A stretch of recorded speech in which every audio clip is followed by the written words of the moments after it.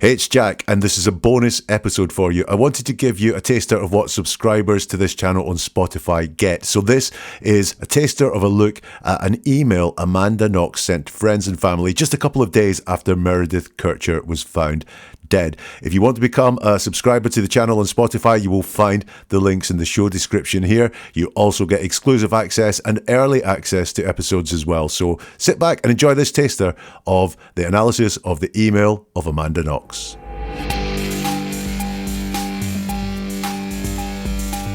When someone has told a story over and over for years, they have had plenty of time to perfect that story, especially if they're telling lies. So it's useful to go back to the very first time they ever told the story and see what it sounded like then.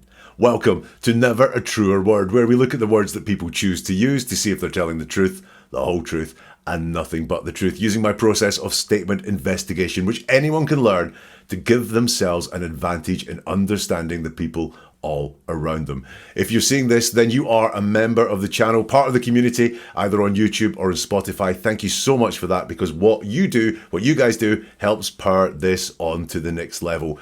And for you, in this episode, I have an email from Amanda Knox. It's one she sent to friends and family just a couple of days after her housemate Meredith Kercher was murdered. Now, as far as I know it, this is the first time that, apart from speaking to the police, this is the first time on record she spoke about events. So it's going to be very raw, and we're going to be able to dig into the words that she uses. It's going to be fascinating. Look, what is going on with this? Look, at one extreme, she could be lying and covering up her involvement in the murder. At the other extreme, she's innocent and she's sharing her experience with friends. So let's delve into the words and see what we can find. What I'm going to be looking for here, like when I've looked at Amanda telling this story 7 years afterwards in a couple of episodes, story selling. Is she just going through events and updating us on what happened? Or is she selling us a story, trying to make us buy what she's saying? Watch out for hiding information as well, and watch out for the language of persuasion and convincing. Truthful people just tell us what happened, whereas liars, deceivers, people hiding something, they will try and persuade and convince us that what they're saying is the truth. So let's dig into Amanda's email.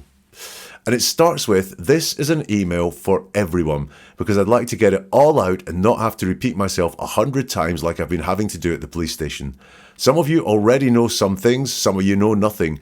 What I'm about to say, I can't say to journalists or newspapers, and I require that of anyone receiving this information as well. This is my account of how I found my roommate murdered the morning of Friday, November the 2nd. Now, if you can see the words here, the spelling is all Amanda's own. It's entirely in lowercase, so this is as Amanda wrote it. And what have I got there in the words? Well, the first thing, I always say this when we look at a statement that's a written statement, like an email or a public statement. Who is the audience? And she says, this is an email for everyone. Now, we know how emails go. You put the names of the people that you want to get the email in the to line. Maybe you put some people in the CC line. Don't recommend the CC line myself, but that's just a personal preference. Anyway, you've got the to line, and that's who the email is going to. But however, she says this is for everyone. So this is to be read, in her own words, this is to be read by absolutely everyone. We've got the intended audience. This is about getting Amanda's story out there. She says, because I'd like to get it all out and not have to repeat myself 100 times like I've been having to do at the police station. So she even explains why this is for everyone. Why is this being said to everyone? The next thing is said quite in the negative, if you notice. What I'm about to say, I can't say to journalists or newspapers. And I require that of anyone receiving this information as well. Now, when something's stated in the negative, it shows where the focus is.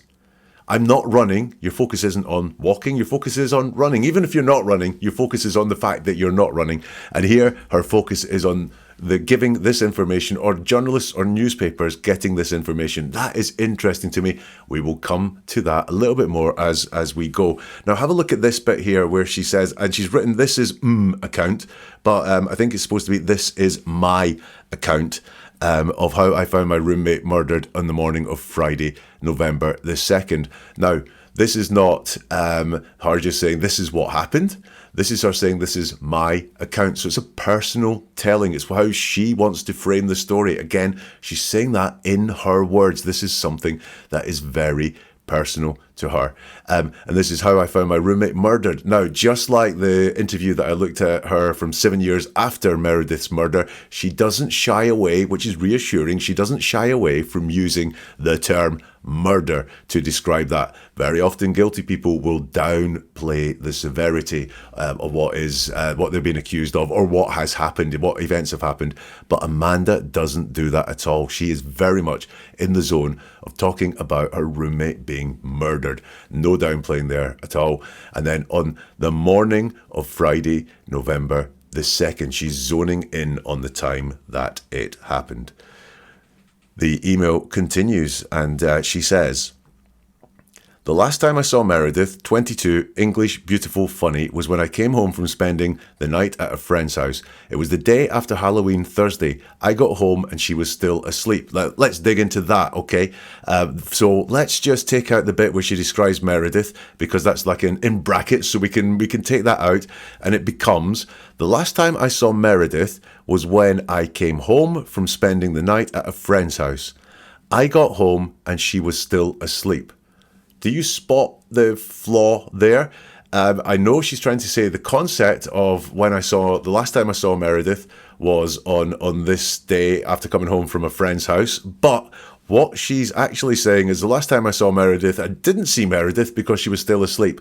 Or did she see Meredith because she went into her bedroom and saw her sleeping? It just doesn't hang together very well, this description of the last time she saw Meredith.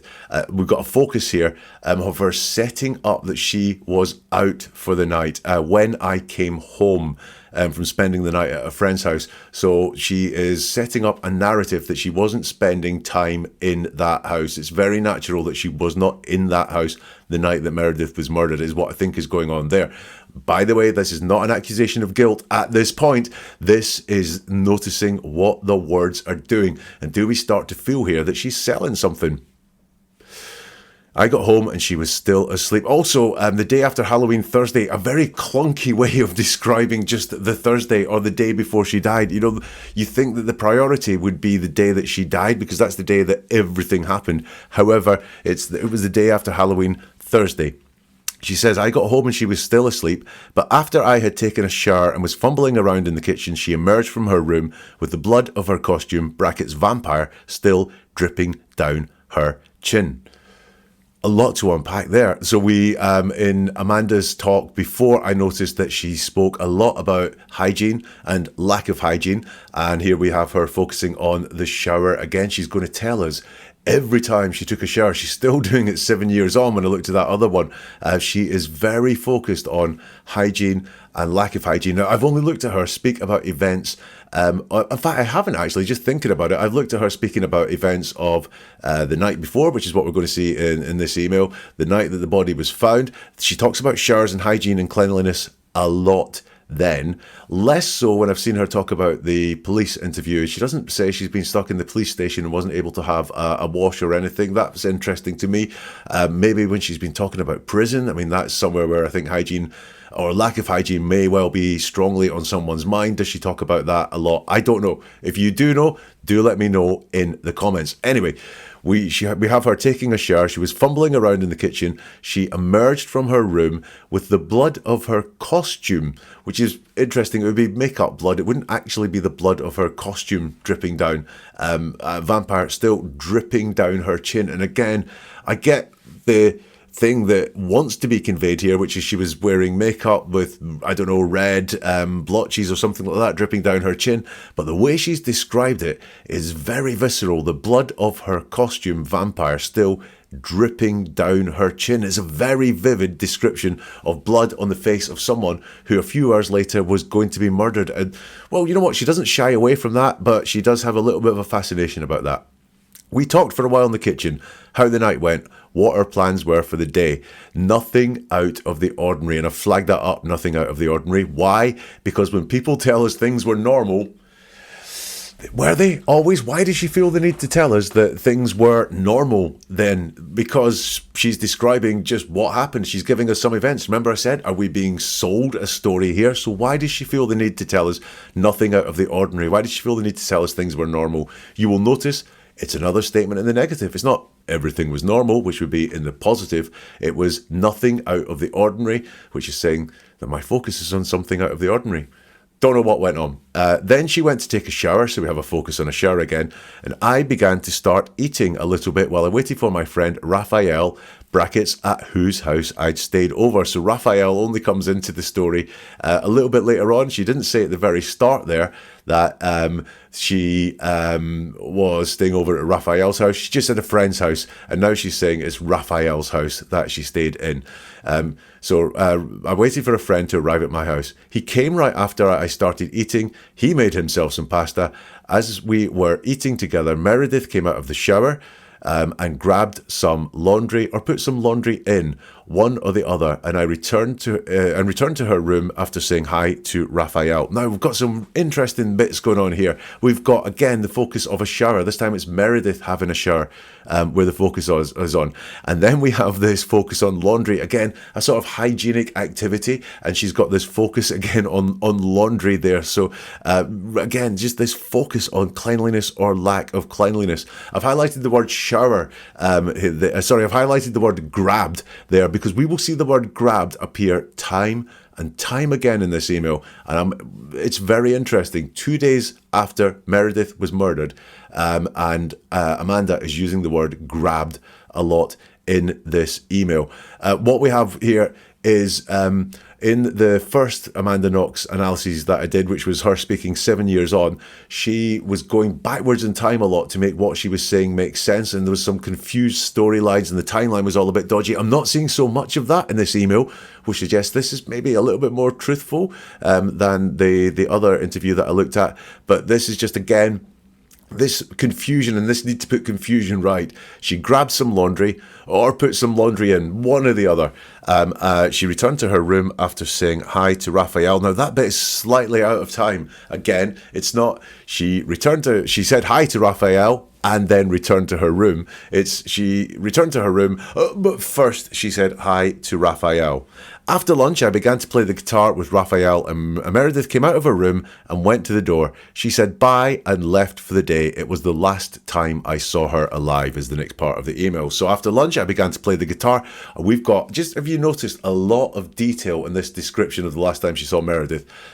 We have the showers that are there. We have the laundry. We have the fact that she was eating. We have the fact that Raphael came over when she started eating. So really, really detailed. And he made some pasta. We've got Meredith going for a shower, coming back for a shower. A lot of detail in here, which will become interesting in a little bit. Anyway, let's continue. I played guitar with Raphael. Meredith came out of her room and went to the door. She said bye and left for the day. How does she know she left for the day? How does she know that she had never come back? She did come back for the day, as far as I know. I've got my timelines right. She said bye and left for the day. It was the last time I saw her alive. So, look, I don't have that downplaying. Last time I saw her alive is, again, admitting that she is dead. But I'm interested in that phrase, she left for the day. Maybe she went out to university for the day, but it's an interesting phrase to use. The email continues. After a little while of playing the guitar, again, we've got loads and loads of detail. We don't really need to know that she's playing the guitar here. Me and Raphael went to his house to watch movies, and after to eat dinner, and generally spend the evening and night indoors. We didn't go out. This, to me, is the most concerning part of the email. Let me read it again. After a little while of playing guitar, me and Raphael went to his house to watch movies, and after to eat dinner, and generally spend the evening and night indoors. We didn't go out. Let me break that down and show you why it worries me. So me and Raphael went to his house to watch movies. Okay, so that is an intention to watch movies. Doesn't say they watched movies. The intention was to watch movies, but she doesn't say we went to his house and watched movies. It was we went to his house to watch movies. So this is the intention, and after to eat dinner. So again, we've got the intention there to eat dinner, but she doesn't again say that they went to his house and had dinner. And generally spend the evening and night indoors. So generally means what? In the main? That's what generally means, or mostly. But it doesn't mean we didn't go back out again. It doesn't mean we were inside all the time, because generally does not mean all the time. It's just in general. So she's saying that in general, they went to spend the evening and night indoors. She's very keen to get across to us that they did not leave Raphael's house. Why is that? Why does she want to say that? And why is it all done in intention? What their intention was in their mind when they left, it was to watch movies, but she doesn't say they watched movies. It was to eat dinner, but she doesn't say they had dinner. And generally, which means most of the time, spend the evening and night indoors. And then she says, we didn't go out. We didn't go out is a statement in the negative. Her focus is on going out. That part of the email really, really concerns me, because it leads me to believe that there's nothing in there that says that they stayed in. It says to actually, the focus is, I want to tell you I stayed in, but my language is leaking that we might have gone out. The email continues, the next morning I woke up around 10:30 and after grabbing my few things, so we've got grabbing again there in her language, after grabbing my few things, I left Raphael's apartment and walked the 5-minute walk back to my house to once again take a shower. So again, we've got this shower going on that she wants to tell us how clean she was at the time, or that she had to clean at the time. So I walked back to the house to once again take a shower and grab, well, that word grab again. So we've got grab and grabbing, and grab a change of clothes. She then goes on, I also needed to grab a mop because after dinner, Raphael had spilled a lot of water on the floor of his kitchen by accident and didn't have a mop to clean it up. So we've got grab again. We've got grabbing a few things. We've got grabbing a change of clothes and grabbing a mop. The word grab to describe the events that are around Meredith's death high up in Amanda's vocabulary. I needed to grab a mop, and then this is really strange. Now, this differs from the story. In the story that I looked at 7 years on, she says there was a leaking water pipe that had dribbled water out in the kitchen. Here, it's completely different. It's not the same story. So she is not, one of these two things is not true. Maybe both of them, but one of the two stories she's told cannot be true. That's just factual. And we'll leave it there. If you do want to become a subscriber on Spotify and get access to the full analysis of that email and many exclusive episodes and early access to regular episodes, the links are in the show description here. And we'll see you soon for something new from Never a Truer Word.